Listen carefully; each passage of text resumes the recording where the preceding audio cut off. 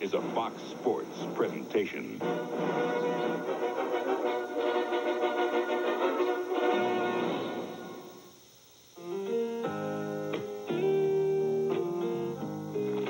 Hey, I know they're your hometown guys, but do you really think the Skins have a shot against the old Cowboys?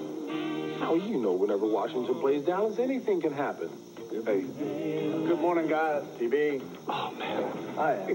Pete, I can't believe they getting us up this early to shoot these old men. Hey, TB, at least the scripts are a lot better this year.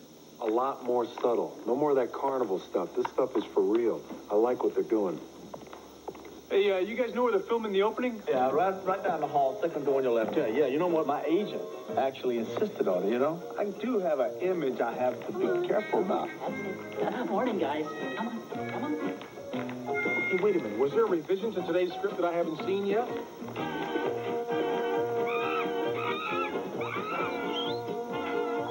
Hey, I'm calling my agent. This is ridiculous.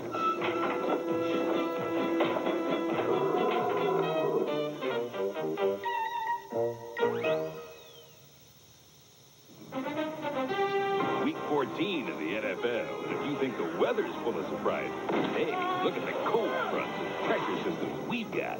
Ooh, baby, it's the NFL on Fox. The Falcons are fighting for the playoffs, and Mr. George is showing his talent. But the Dolphins don't want Dan to break any more records. They just want to bust heads for a win.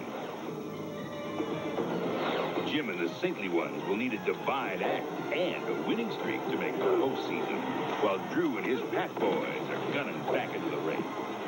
And hey, the Rams really aren't that bad. The Bruce Man's got plenty of tasty chops to dish up. But Boomer's looking real sharp, and those Jets want to clip the Lamb wool. Ahoy there, mateys. The Bucks are trying to stay afloat, and Mr. Red is pumped and ready to rock. Meantime, the Vikes know a loss could be the end for Warren and Chris. Hey, the show's just getting good. Billy D is shutting them down, and Mr. Waters is leaving them in the dust. Meanwhile, in Seattle, Warren's the king who rushes to the top. Hey, remember last time Captain Aikman had to watch as the Skins ambushed the boys with Mr. Allen leading the charge. But Dallas counters with a playmaker named Michael, and he likes to strike deep in enemy territory. Now, live from Hollywood, four guys who'll do just about anything to get your attention. Whack, whack. The one and only Fox NFL Sunday.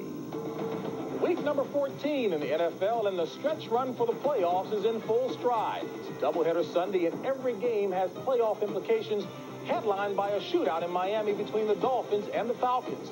And later today, Dallas goes for revenge against Washington. And hello, everyone, and welcome to Fox NFL Sunday. I'm James Brown, along with my compadres, of course, Terry Bradshaw, Howie Long, Jimmy Johnson. Howie and I got a lot of calls last week. You and Jimmy went deep in the criticism bag against each other. Thought you guys really didn't like each other. No. Contraire, my friend. Jimmy and I, we're tight. As a matter of fact, I am his future quarterback coach. When he moves on, I'm moving right with you. Right, big guy? I mean, you and I, tight. Where's he going? Hey, JV, I'd rather take a cane whipping than have him as my quarterback coach. Canes, Miami. There's two people that Jimmy will not be involved in his post-television career, Jerry Jones and Terry Bradshaw. Terry Bradshaw. I guarantee that. I love you, man. They do love each other. I can make you, I can break you. They do love each other. All right, folks, here's a look at what's happening around the NFL. And what's happening is what three teams will make the playoffs today with a win. Here are the teams that are in with the victory. In the NFC, Dallas clinches the playoff berth with the win today over the Redskins. But Philadelphia still has an outside shot at the division, with the Eagles and Cowboys facing one another next week. In the AFC, two teams can clinch their divisions. The Chiefs, if they beat the Raiders, who are going to play without Jeff Hostetler, he's injured. Kansas City wins the West, while the Steelers win the Central with the victory over the Oilers.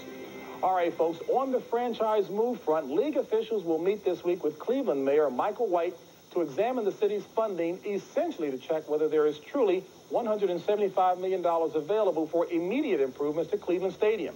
And in Chicago, the Bears' proposed move to Gary, Indiana is not a done deal. Owner Michael McCaskey heard from many of his skybox holders, and they want the team to stay in Chicago. All right, faced with dwindling attendance, New Orleans owner Tom Benson is searching for a big-name coach to replace Jim Mora. The top candidate could be Kansas City coach Marty Schottenheimer, that is, who still has 2 years left on his contract. However, Schottenheimer can leave Kansas City if Benson offers him the dual job of general manager and coach.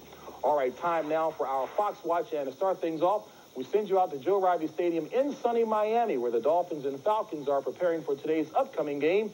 Handling the play-by-play will be Dick Stockton. Good afternoon, Dick. How you doing, JB? And here in Miami, the Falcons and the Dolphins still very much in playoff contention, but you never know it because both teams are under fire. And, of course, the heat is very strong here in Miami, where the Dolphins have lost 3 in a row, and head coach Don Shula is under siege as if never before. And remember, he is the all-time winningest coach in the National Football League. The culprit for the Dolphins has been their defense. In the last 3 losses, they have given up 114 points.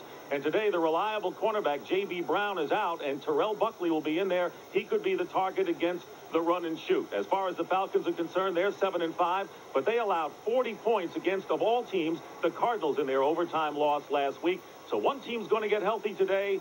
Pity the other team. That's the story from Miami. Right now, let's send you up to Foxborough and Kevin Harlan.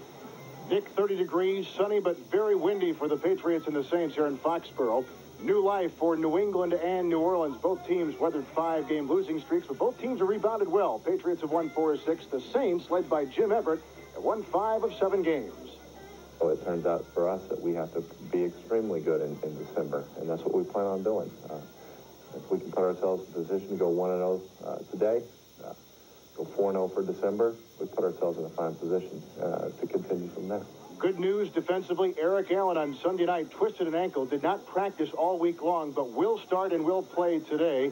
He'll be facing Drew Bledsoe, who for the Patriots is hoping that Curtis Martin gains over 100 yards, because when he does, the Patriots are 5-0. Now to chilly New York and the Meadowlands, and here's Joe Buck. All right, Kevin, thank you. Well, a cold and windy day here at the Meadowlands, getting ready for the Jets and the Rams. And the Rams will tell you their playoffs begin today at 6-6. As Bill Parcells used to say, the former landlord of this building, if you can't run in December, you're not going to win. And let's say this about the Rams. They haven't been able to run all season long. Look at Jerome Bettis. His first 21 starts in the NFL, 11 games of more than 100 yards rushing. And in his next 22, 0. So because of that, Jerome Bettis will make the start, but we'll see a lot of Brent Moss and a lot of Greg Robinson out of the backfield for St. Louis. They like their chances with a win here today because they're the only team in the NFL that finishes the season with 3 games at home. That's it from the Meadowlands. Let's go to Minnesota and Tom Brenneman. Tom. All right, Joe, thank you very much. A pair of 6-6 teams battle here today. The loser, more than likely, is out of the NFC playoff picture. The Tampa Bay Buccaneers riddled with injuries. Their tackles, Paul Gruber and Scott Dill, questionable today. Lawrence Dawsey definitely out. Charles Dimry came down with a flu last night. Their replacements, Charles McRae and Pete Pearson at the tackles, Copeland a very tender shoulder, and Magruder would spell Dimry. The Minnesota Vikings are on an offensive roll, thanks in large part to Warren Moon and the remarkable Chris Carter. As you know, he set an NFL record last season, 122 receptions. He leads the league again and is on pace to make 119 grabs by the end of this year. Let's now send it back to Hollywood and James Brown. All right, and it is doubleheader Sunday. Coming up later today, you'll see either Washington taking on Dallas or Philadelphia out west taking on the Seattle Seahawks. And let's talk a little bit about Philadelphia. My goodness, Terry, a success story there. Ray Rose has taken a number of players who range from malign to pretty solid, but he's pushed all the right buttons. The key here is he's pushed the right buttons. And when you look at Ray Rhodes, there's a guy that played offense and defense as a defensive coordinator, goes to Philadelphia. And I always believe, Jimmy, that defensive coordinators make better head coaches than offense because they're aggressive. First thing that's going to happen is they're going to test him. And if you look at last week's game against Washington, he was tested. He goes out. He benches Pete. They get into a jawing match. And I think what Ray Rhodes did was use Pete as an example. And really, he wasn't talking to Rodney Pete and setting him down. He was really talking to the people around him because a head coach knows who he can come on and make an example out of, and that person will be able to handle it. Rodney Pete can handle it. He comes back in the game, and they win this football game. You're right, Terry. If Rodney Pete had been a little bit higher profile quarterback, I don't think Ray Rhodes would have benched him. But I like what Ray Rhodes is doing. You know, he's really making the right moves. He's got a great attitude. He doesn't play politics with any of them. He's probably doing more with less than any coach in the entire league. Interesting little point. He talked to a friend of mine this week. He said the greatest day of the week was game day. The worst day of the week was when he talked to the press. Yeah, Ray Rhodes' fort is definitely not dealing with the media, but it is football. He's done an outstanding job there. He's the coach of the year right now in my book. He's done something that I think every head coach should do in a new situation, adapt it to personnel. Offensively, they have big physical people. They have a #2 running game in the NFL. They have a #3 defense in the entire NFL. This is all with the people from the land of misfit toys. They don't have a lot of #1 picks or high-profile people. Ray Rhodes done an outstanding job. Charlie Garner's out today, pinning his thumb. The onus is on Ricky Waters to run the ball. All right, Ray Rhodes, another in a long line of guys who have to show they can do the job. He wasn't the first, second, maybe not even the third choice, but he's doing the job there extremely well. All right, folks, time now to check out what else is going on and on tap for today's show. On tap! Today on Fox, NFL Sunday. Was that good? One guy gets the yards, the TDs, and the headlines. His name is Emmett. The other guy is hardly seen, but is often heard around NFL stadiums with a resounding moose. Darrell Johnston and Emmett Smith are working together so the Smith dog can aim at a record season. And the pack is back. Green Bay hasn't been in first place late in the season like this since 1972. Brett and his boys have no intention of letting up. Eric Clemens is chilling at Lambeau Field, where the guys in the green and gold have been heating it up. Then, Marino's broken all the passing records, but his D's only broken down. Miami's lost 6 of 8. Do the math, Bubba. Instead of printing Super Bowl tickets, they're wondering what's fishy about the Dolphins. Fox's Pam Oliver takes a look at what's the matter with Miami. Coming up, coming at you, the one and only Fox NFL Sunday.